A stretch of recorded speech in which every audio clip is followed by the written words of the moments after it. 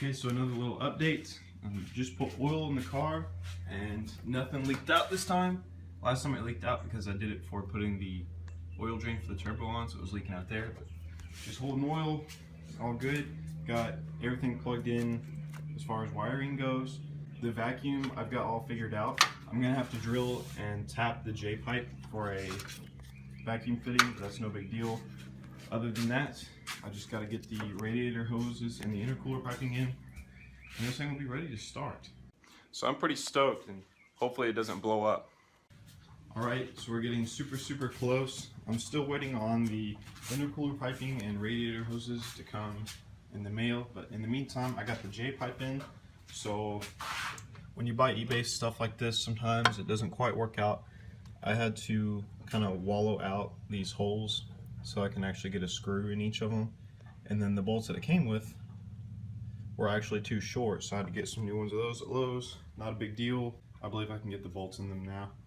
And because this 16G eBay turbo does not come with any vacuum ports, you have to drill and tap the J pipe for a vacuum port, and luckily I had this thing left over from the boost gauge. So it's drilled, it's tapped. I'll probably take it out and put some RTV on it just to be safe. And then the next issue is that this wants to come out right there, which is obviously not where I need it, so I'm sure it's going to get cut right around here somewhere, and put an elbow so that it comes to the front where the intercooler is. So yeah, waiting on some piping and some elbows and stuff like that. I've got the engine harness completely done. Like I said, I had to extend a few plugs here and there, but overall it really wasn't too bad. Like I said in the Eclipse, it was flopped. So all this stuff actually came out this side of the car, and all this stuff came out that side of the car, but because the engine's sideways, it's easier to do it this way. And so obviously the harness inside the truck is slipped as well, and that worked really well for in there. So if you're doing this at home and using a Eclipse harness, I would suggest you do it that way. In fact, I don't know that you couldn't, because you would be extending a whole lot of plugs if you had those over there. So yep. Let's see what else. Now I'm just going to take these zip ties and zip tie everything out of the way. Test fit the battery. Need to clean it up, but it is a good battery. Both the terminals reach. The terminals are combined to run the dual harness setup. So overall, it's looking pretty good. Got the fuse box where I've got access to it. So I'm just going to start zip tying everything out of the way, and particularly over here, I need to zip tie coolant hoses and lines to where they're not going to be touching the turbo and melting this. That's no good. So getting pretty close. As soon as the stuff comes in the mail, I can start this bad boy, at least try to, and see what leaks or if it blows up or something. So definitely getting there. Alright, so I've got the engine bay harness all cleaned up. Basically, to me, that just means zip tying things out of the way where they're not going to land on something where they get burned. Of particular interest to me was these coolant lines for the turbo. Just trying to zip tie them so they're not going to be touching it. I feel like I've done a pretty good job. And like this O2 sensor line was going to fall right on the header, so let's just zip tie it out of the way on whatever I could reach. Over here, these wires were wanting to fall on the throttle body and not let it move, so they're just zip tied over. And over here, I've just got everything cleaned up as much as possible.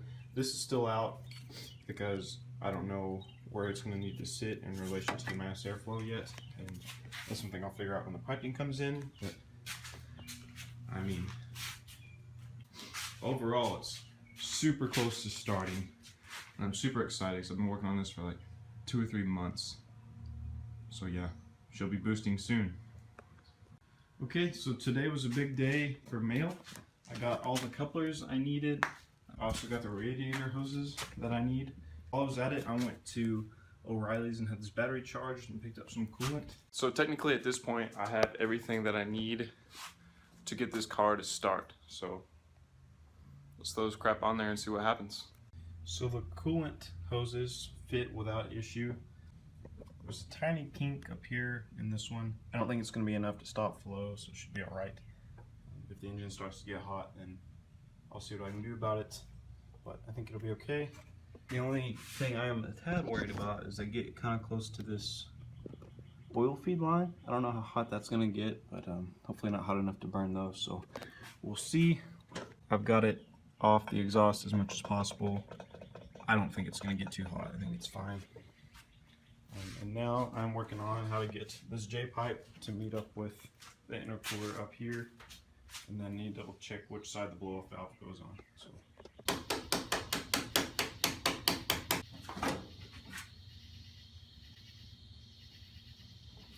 No fire.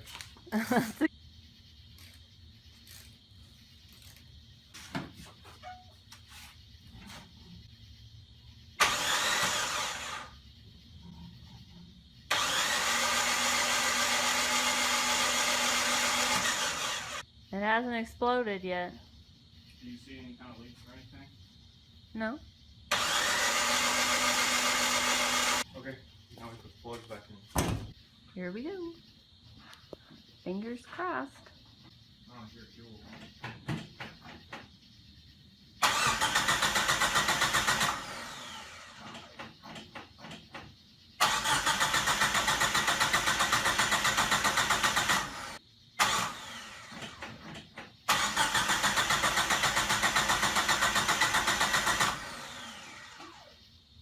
I don't see a leak. Okay, so turn on green. Turn red's off. Turn on green. Turn on blue. Turn on red. Now press the start button. If the engine starts, then let off. Let off the button. Or do you want to swap me? Okay. Stop.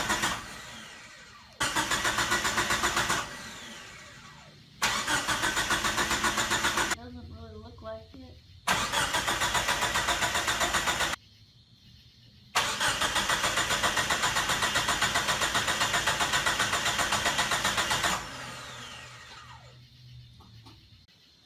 Okay, so some good news and some bad. The engine does crank, and you can see the timing wheels turn, which means that the starter does connect to the flywheel correctly, which I wasn't so sure about, but those work. Unfortunately, it's not firing, and I believe it's not getting fuel because I can't hear the fuel pump at all. So I'm just gonna have to order a new fuel pump.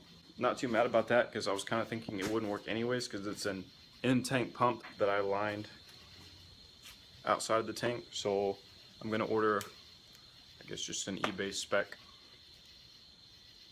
out of tank pump. And in the meantime, I have another problem, and that is that when we pour coolant in, it spills right out of one of these thermostat housings, which kind of sucks because they're extremely difficult to get to, but I think not impossible. I'm just gonna have to take all these hoses off. I suppose it could be worse, so that's where we're at with this thing.